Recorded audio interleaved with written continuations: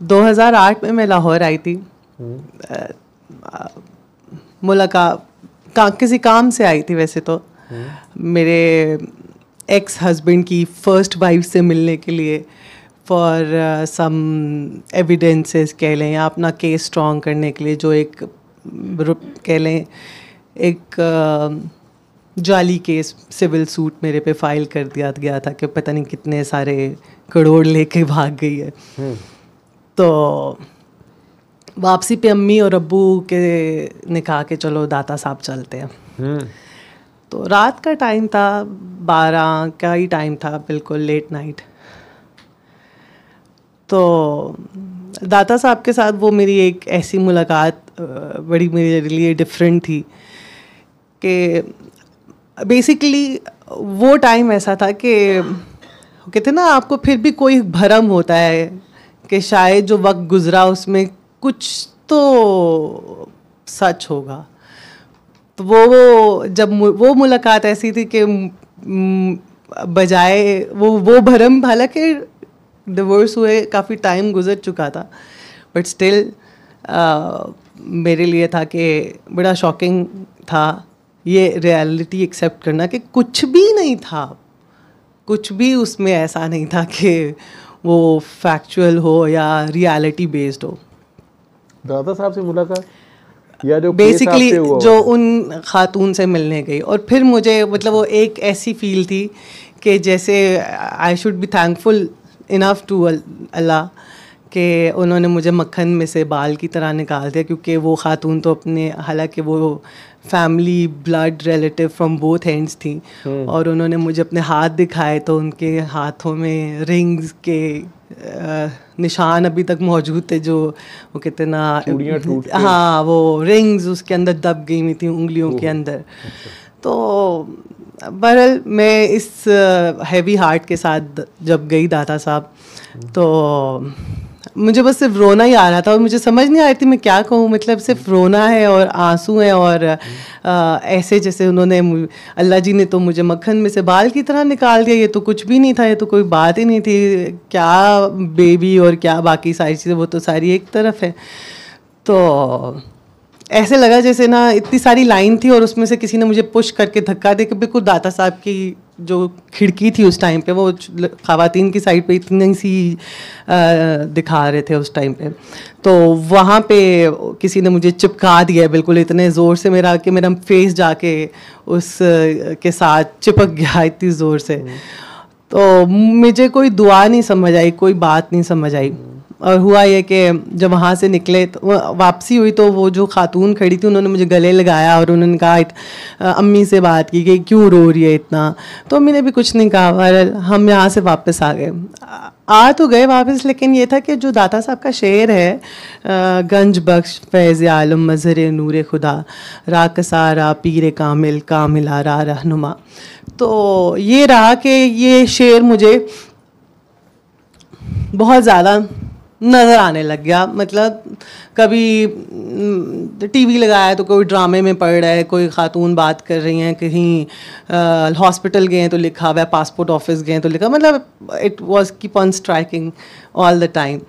तो मुझे ये समझ, पहले मिस्टेक की फिर समझ आती थी, दूसरे की समझ नहीं आती। जब मैंने अम्मी से पूछा, 2-3 लोगों से पूछा, कोई तसल्ली बख्श जवाब नहीं मिलता था।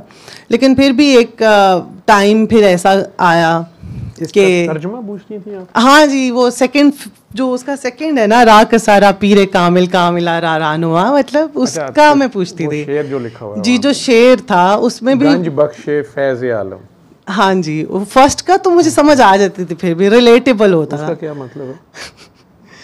फारसी है ना, हमें तो आती नहीं, पंजाबी के लोग हैं जी। लेकिन समझानी तो मुझे भी नहीं आती।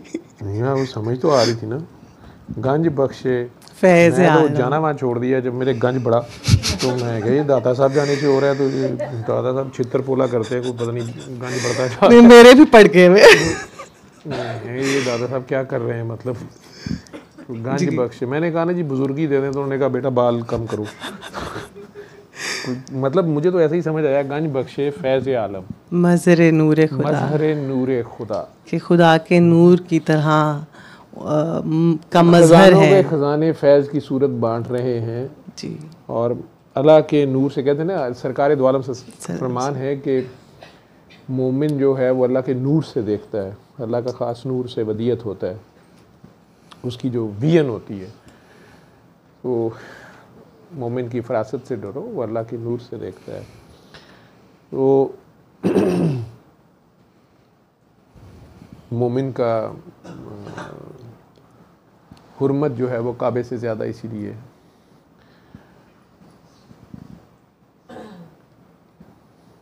ईमान वाला, ईमानदार मोमिन,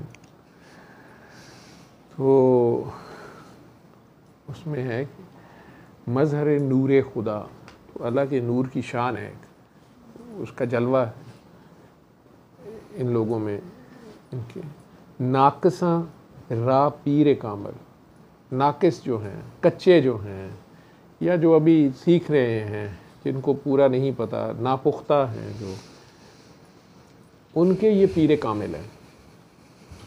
लोग कहते हैं ना मुझे पीर कामिल नहीं मिलता, ठीक है, नाकसा रा पीर कामिल, कामला रा रहनुमा, और जो कामिल भी हैं उनके भी ये रहनुमा है, उन्हें भी कुछ ना कुछ मिलता है, उन्हें भी राह दिखाते हैं। उनकी बड़ी ख़ास ड्यूटी है, बड़ा सफ़र किया उन्होंने, बहुत ज़्यादा आप कह रहे कि इस इलाके के लिए अल्लाह ने इस हस्ती को चुना, और गज़नी से या हजवेर से, अफ़गानिस्तान के इलाके से, सादात में से हैं, हसनी हुसैनी से, वो बहुत ज़्यादा ट्रैवल किया उन्होंने, बगदाद और पता नहीं कहाँ कहाँ। बल्कि उनका एक वाक़या में पढ़ा था, मुझे किसी ने मिसाल समझाई बाबा जी ने, तो उस वक़्त मुझे नहीं समझ आती थी, 3 नौकरियां कर रहा था मैं, तो शिकायत लगी मेरी कि इसके पास पैसे नहीं होते। तो बाबा जी ने प्रैक्टिस कराई, क्लिनिक, चौथी नौकरी शुरू करा दी, जो थोड़ा सा टाइम बचता था वो उधर, और वहाँ उन्होंने छापा मारा, तो उन्हें पता चला कि डॉक्टर साहब की इधर से भी आमदन कोई नहीं है, तो वो राज पता करना चाह रहे थे कि भाई साहब कर क्या रहे हैं। वो फिर उन्होंने मुझे दादा साहब की मिसाल समझाई। उनकी किताब जो है कश्फुल माजूब, वो वैसे तो फ़ारसी में शायद उन्होंने लिखी हुई है, उसके मुख्तलिफ तर्जमे हैं, लेकिन उसकी शरह जो कैप्टन वाहिद बख्श सियाल साहब ने लिखी है, ये भी मेरा ख्याल इंग्लिश, अंग्रेज़ थे और मुसलमान हो गए, फिर इधर आ गए, और फिर उन्होंने लिखी हुई है, जो इसी लाइन के चूँकि सलूक के बंदे हैं, तो उनकी ट्रांसलेशन बड़ी ज़बरदस्त है सूफ़ीज़म के हिसाब से। नहीं तो कई मुल्लाओं ने भी तर्जमा किया और अपनी मर्ज़ी की चीज़ें लेके बाकी काट छाँट के निकाल दी कि शायद शिरक है, ये है, वो है, ना किसी को समझ आती है। तो बाबा जी ने कहा कि वो कैप्टन वाहिद बख्श सियाल का जो है ना शरह कश्फुल माजूब की, वो लाओ। खैर मैंने कहा शायद बाबा जी को चाहिए, किसी को देनी है क्या। मैं लाए तो मुझे कहते हैं हाँ बस ठीक है, इसको पढ़ो। इतनी मोटी किताब में है, मुझे मौत पड़ती है। तो खैर मैंने पढ़नी शुरू कर दी, और बड़ा मज़ा आया। हालांकि बहुत पहले कभी मैट्रिक में, मैंने मैट्रिक के पेपर्स के बाद शायद लाइब्रेरी का मैं बड़ा होता था कीड़ा, तो मैं और खालिद लाइब्रेरियाँ खाली करते होते थे। तो वो वहाँ मैंने एक बार पढ़ने की कोशिश की थी, वो ये नहीं थी, कोई और तर्जमा था। तो वो शुरू के एक पेज पे ही मुझे समझ ही नहीं आई टर्मिनोलॉजी ना, सलूक पता नहीं और क्या लफ्ज़ थे, तो कुछ पता नहीं था, तो छोड़ दिया था। अब बाबा जी ने कहा तो वो समझ आ रही थी, बड़ी प्यारी लिखी हुई थी। लेकिन हाफ तक शायद मैं गया, तो एक दिन अचानक आके तो मुझे कहते हैं कि ओए वो किताब किधर है। तो मैं पढ़ी थी, मैंने कहा जी ये, तो कहाँ तक पढ़ी है। मैंने कहा बाबा जी ये यहाँ तक पढ़ी गई है, तौहीद के चैप्टर थे कोई 8-10। तो मुझे कहते हैं हाँ बस ठीक है, पढ़ी गई, तुझे किताबों से क्या मिल रहा है, वो खुद ही पढ़ा रहा है, वो खुद ही पढ़ाएगा, ये बस कुछ तुम्हें बताना था। वो वाला वाक़या था उसमें। तो मैंने लिखा हुआ था कि मेरे से कोई ना कोई, मैं जब बगदाद में था, स्टूडेंट था, तो सुबह कहीं पढ़ते थे, तालीम हासिल करते थे किसी उस्ताद के पास, जो उस ज़माने में इस तरह के यूनिवर्सिटी कॉलेज तो होते नहीं थे, और अच्छे उस्ताद का पता चलना, रूहानियत में फिर गाइड करता आपको कोई ना कोई कि अब तुम वहाँ चले जाओ, अब तुम वहाँ चले जाओ।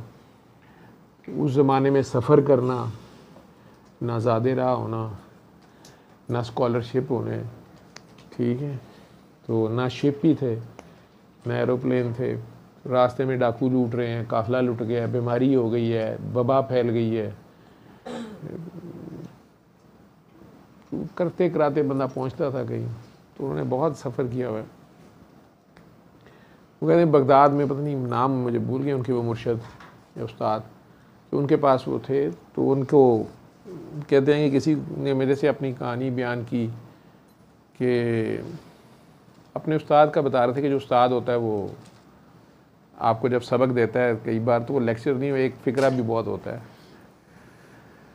तो कहते हैं वो किसी बंदे ने मेरे से अपनी हाजत बयान की, मैं सुबह को पढ़ता था या वो उस्ताद की महफ़िल में बैठता था या उनकी खानका में हाज़िरी देता था, और शाम को किसी कारखाने में कहीं वो नौकरी किसी होटल पे करते होंगे, कोई और जॉब करते थे, उन पैसों से वो अपना जिस कमरे में रह रहे थे उसका किराया देते थे, और जो सारा दिन खाना पीना होता था या कोई जूती कपड़ा वो गुजारा करते होंगे, उसमें कुछ बचत भी हो जाती होगी शायद। तो किसी बंदे ने किसी और दूसरे मुसाफिर ने या फेलो स्टूडेंट ने या किसी उनके आगे दस्ते सवाल दराज कर दिया, तो उन्होंने कहा कि हमें पता था, वालदा ने बताया था, हम सैयद हैं, तो हमने कहा भी अब किसी ने सवाल डाला तो वापस तो नहीं डालना, तो मैंने उसको दे दिए जो पैसे थे। अब उसने कहा मुझे कि मैं कल दे दूंगा या 10 दिन में दे दूंगा या 5 दिन में दे दूंगा, जैसे लोग करते हैं। उसी बंदे ने किसी और से जिक्र कर दिया, अब कोई और आ गया, जी मुझे वो चाहिए पैसे आपके पास, तो ये किसी को ना नहीं कर पाते थे, तो इन्होंने उसको भी पैसे दे दिए। अब हुआ ये कि महीना ख़त्म होने लगा है और इनके अपने पास खाने को नहीं तो फाके काटना शुरू हुए। उतनी देर में अब कोई और मांगने आ गया, तो अब किसी से कर्जा लेके उसको दे रहे हैं। इस सूरत हाल में अब इन्होंने डबल जॉब शुरू कर दी। डबल जॉब शुरू कर दी तो पैसे फिर आए, तो अब जाहिर बात है मांगने वाले बढ़ना शुरू हो गए, तो कोई 3-3 नौकरियां शुरू हो गए और उस्ताद के पास जा ही नहीं रहे, अब टाइम ही नहीं बचा, वो कर्जे ही बढ़ गए इतने, और ऊपर से मांगने वाले भी बढ़ते जा रहे हैं, तो पैसों से दुआएं करा रहे थे। तो उस्ताद को पता था शागिर्द बड़ा अच्छा था, उन्हें उस्ताद को की तलाश हुई कि यार वो कहाँ गया। उन्होंने ढूंढना शुरू किया, तो एक दिन इनके पहुँच गए कहीं ढूंढते किसी जगह पे, उन्होंने आ पकड़ा। तो इनसे कहा कि मियाँ उस्मान, तुम, नाम इनका उस्मान है, तो किधर रह गए तुम, आते नहीं हैं। अब ये खामोश, तो उन्होंने कहा मुझे हकीकत बताओ। तो मैंने कहा जी वो कर्जा बहुत हो गया था। मैंने कहा भी तुम तो बंदे ही ऐसे नहीं हो, कनात पसंद हो, मैंने देखा है, किस चीज़ का कर्जा तुम्हारा। और उस वक़्त व्हाट्सएप तो होते नहीं थे या फेसबुक मैसेंजर के बेगम पीछे से फरमाइशें कर रही है कि फटाफट iPhone 17 आ गया भेजो, या ये भेजो वो भेजो, जो दरख्तों पे लगे हुए वहाँ टेलीफोन है वो तोड़ के जल्दी भेजो। आगे से मैंने ससुराल में भाभी के छोटे भाई की मंगेतर को देना है, उसके मुंह पे मारना है। तो वो तो अपनी कदर बसरी करनी थी। वो उस्ताद ने पकड़ लिया, उन्होंने कहा भाई किस चीज़ का कर्जा तेरे पे, मुझे सच बयान करो, जो सच है बोलो। अब उन्होंने सच बता दिया। उन्होंने कहा जी वो मखलूक खुदा मेरे से फ़लाँ ने कर्जा मांगा, मैंने दे दिया, मैंने तो छुप छुपा के दिया, तो उसने आगे बता दिया, इससे शोहरत हो गई। अब वो लोग मांगने आते हैं, तो मैं ना नहीं कर सकता, मुझे ना करनी नहीं आती, तो मैं फिर कर्जा लेके किसी को देता हूँ। उस कर्ज़े को पूरा करने के लिए मैंने 2 नौकरियाँ शुरू कर दी, अब 3 हो गई हैं। हालात ये हैं कि कर्जा ही है।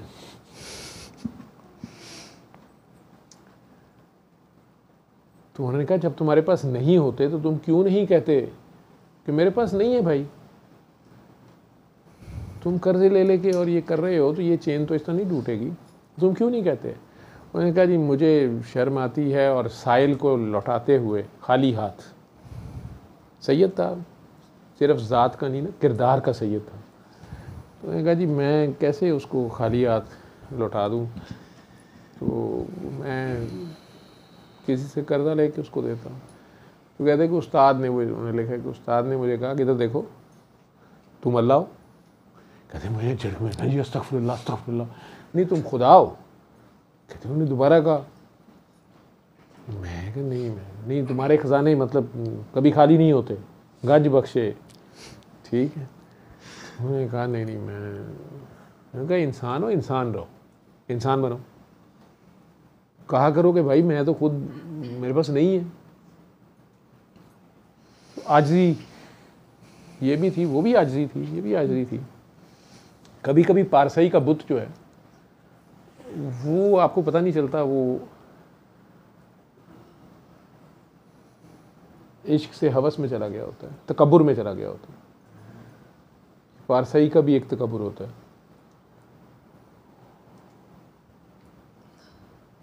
वो कहते वो एक फ़िक्रा जो था वो सारी रात मेरे सर में हथौड़े की तरह लगता रहा कि तुम खुदा हो, तुम खुदा हो।